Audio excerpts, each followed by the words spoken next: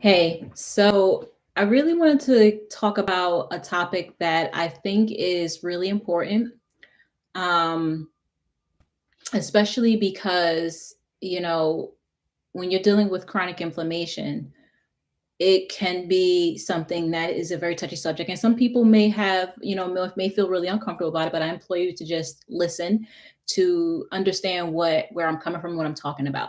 So when you're dealing with chronic inflammation, it's not just one thing that contributes to inflammation. There are usually a lot of different things that contribute to chronic inflammation. And one of them, something that I've noticed, is that a lot of people, now it's not everyone, but a lot of people tend to have some issues with, feeling alone and feeling like, there's no one to help them or support them.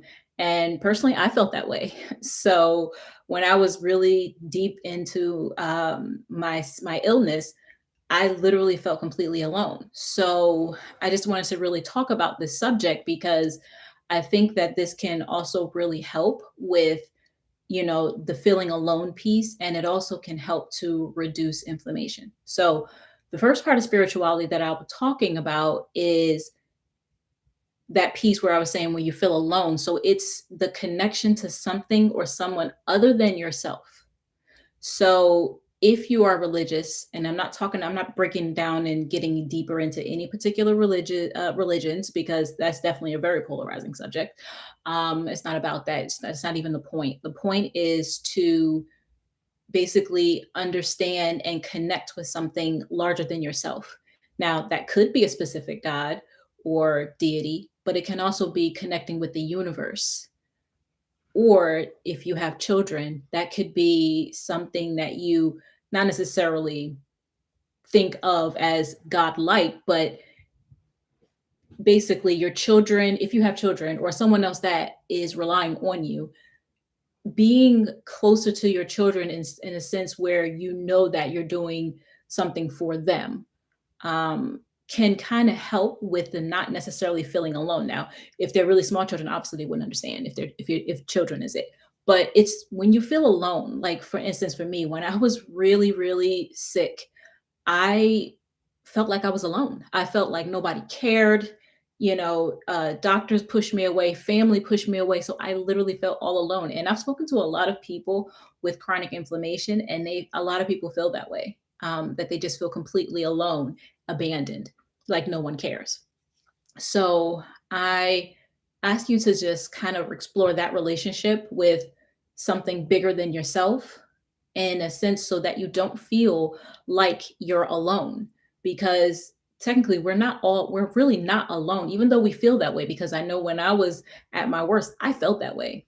I that was because that's how I felt at the time. But I also didn't really understand that connection because I hadn't built a closer connection to something that was bigger than myself.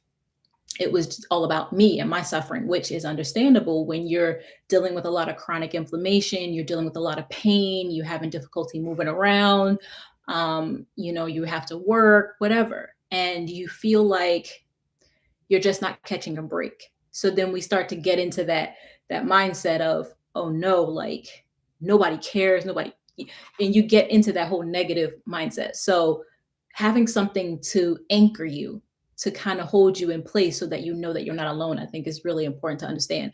Now, the second facet of spirituality that I'm talking about, which is connected, that's why it's a facet as opposed to something completely different, is how you show up, the energy you bring. Now, that's a really important part because it's really the energy, but energy is spirituality in a sense.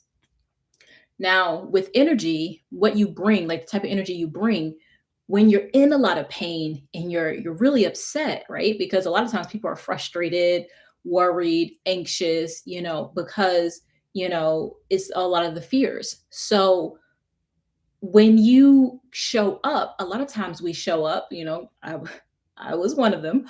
A lot of times we show up with a lot of anger, a lot of detachment. If start to go towards depression, a lot of sadness. So the energy you bring affects yourself, but it also affects others. So it's how you show up for yourself and for others. Now, take this for instance, if you walk into a room, or if you're in the room and you're sitting down and someone else walks into the room, if they come in that room extremely angry, it affects you in one way or another. Because if you're sitting there and someone else comes angry in the room, what's going to happen? You are either going to start to get really nervous, really anxious, you're going to be confused, or you might start getting angry yourself. How dare he walk into this room like this? You know? And then the exact opposite.